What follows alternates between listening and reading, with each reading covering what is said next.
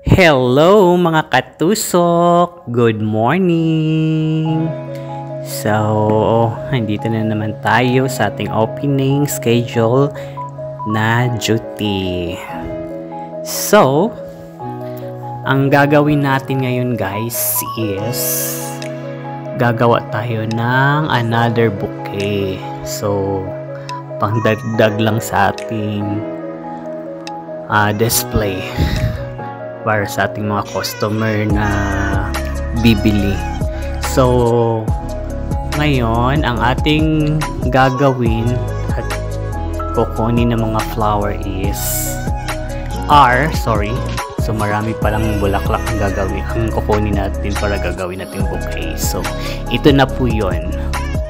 May dalawang white delphinium na flowers tayo guys. Yan yung dalawang puti na pahaba. Tapos may eucalyptus na dahon. Yan yung pahaba din na dahon dyan na green. Tapos may mga red roses natin din isasalin sa bouquet na ito. And kasama yung statice na purple. So isa sa mga fillers natin. Tapos nilagyan din natin yan ng hypericum berries, yung red na parang bunga-bunga siya. So yan yung red na bunga-bunga guys. So yan yung hypericum berries. Tapos yan 10 piraso na red roses yan ang nilalagay natin dyan guys.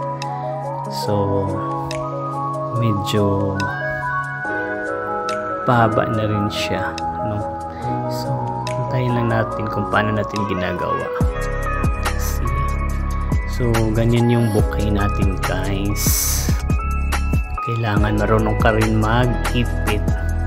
Pero kailangan paluwagin mo siya konti para medyo bubuka-buka na naman yung pagkagawa ng bouquet natin. So, parang ikaw buka lang. So, yun. Charis. Tapos, yan, dinagdagan pa natin ng hypericum berries. Tapos, may hypericum green at dyan, no? So, parang ano lang din, mga ilang piraso. Ay, wala pala. Red lang pala na hypericum berries, guys. Ayan. So, actually, maganda kasi gumagawa ng mga ganyang arrangement, lalo na pag bouquet. So, gumagawa tayo ng mga display na bouquet na para sa mga walking customers natin na may pagpipilian sila guys. Actually, may mga 5 o 7 bouquet tayo na gagawin dyan, no? So, naka-display sa fridge natin. Aside na may mga single tayo na mga bulaklak, may mga customer din kasing bumibili ng patingi-tingi lang, so tigi-isa. So di naman pwedeng lahat ng bulaklak natin na naka-display gagawin natin bouquet, kasi hindi naman din lahat ng customer bumibili na talagang bouquet ang bibilhin nila. So although may mga customer din tayo guys na galante kung bumibili. So yan, ang minimum kasing bouquet na ginagawa natin is nasa 150 lang real. So hindi pwedeng bababa sa 50 real, no? So gagawa tayo ng 50 real pero ilang pirasong bulaklak lang yan. So 3 to 5 roses lang siguro, ganyan lang, pero maliit siya na bouquet sa. So mas okay pa siguro na ganyang bouquet na lang bibilhin natin, worth 150, 170. Tapos kung dodoble ganyang kalaki naman, gagawa tayo ng 400, 500. So may mga customer din naman tayong galante. Kung hindi ganyang bouquet ang pinapagawa, may mga vases din silang dinadala or bibilhin galing dito sa shop natin para gawin natin yung flower vase arrangement nila. So yan guys, di ba?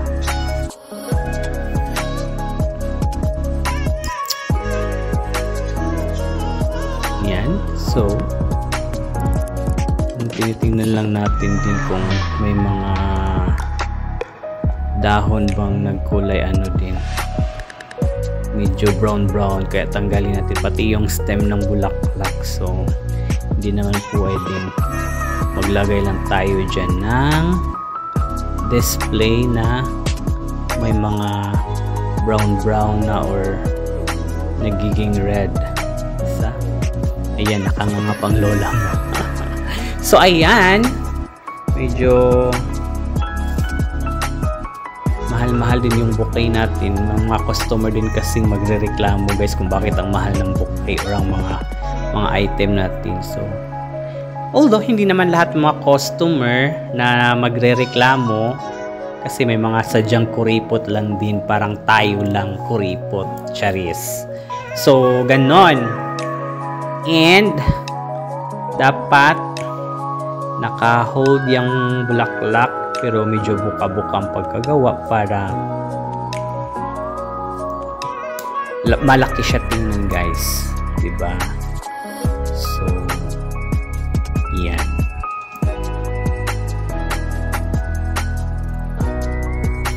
Tape na natin, ganyan, lagyan natin ng tape para hindi siya magka-hiwa-hiwalay.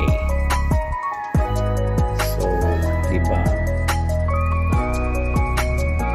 Kaya kitang-kita din naman yung mga blooms ng roses natin.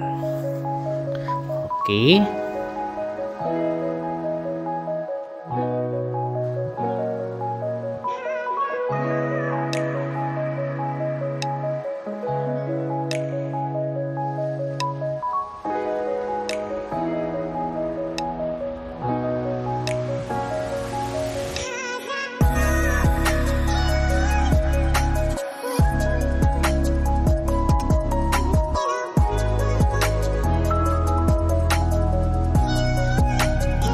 So, ayan na guys, patapos na siya. Ikakat na natin yung dulo ng stem. Kailangan nakapareho or nakapantay yung stem niya dyan sa baba. So, yan, nilagyan muna natin ng tape. Tapos, kakat na natin yung stem sa baba. So, ipantay natin para tatayo siya pagka after ng wrapping. Then, lagyan muna natin ng plastic wrap or clear wrapping. So, ang purpose natin dyan guys is kailangan lagyan muna natin ng una dyan para sa tubig. So, yung tubig dyan sa ilalim ng stem. So, pwede namang hindi tayo maglagay ng floral foam guys kung gagawa tayo ng bouquet. So, mas okay kasi yung ganyan na kailangan nakatubig siya, no? So hindi yung floral foam para madali lang kasi mategi yung bulaklak pag naka floral foam lang kasi ang bouquet. So dapat ganyan siya. And ngayon, after ng plastic dyan na clear wrapping para sa tubig, so hindi muna natin lagyan ng tubig yan guys pagkatapos na ng buong wrapping, no? So, isasunod naman natin yung special wrapping natin, no? So, instead of red wrapping sana ang ilalagay ko dyan kasi may red rose naman, tapos, or white delphinium, or di kaya white wrapping. So, pinili ko na lang yung purple and white. So, actually, yan kasing mga wrapping na yan guys is recyclable na natin. So, syempre, kailangan din naman natin magtipid ng wrapping. Hindi pwedeng itapon natin yan kasi sayang. So, dapat gagamitin natin yan. Okay? May mga customer din kasing bibili ng bouquet pero minsan, pipiliin nila yung wrapping is papalitan nila. Pwede naman natin para madali lang tanggalin yung wrapping, pwede naman natin palitan ng ibang kulay. Kaya kung may mga customer dyan na bumibili sa mga bouquet natin tapos yung wrapping na nilagay natin ibang kulay at hindi nila gusto, pwede naman nilang palitan. So kaya yan, sayang din yan namang wrapping na yan guys, kaya ni-recycle natin. So Galing yan sa ibang bouquet, tinanggal, pinalitan, tapos ngayon gagamitin natin yan dyan para sa promise bouquet.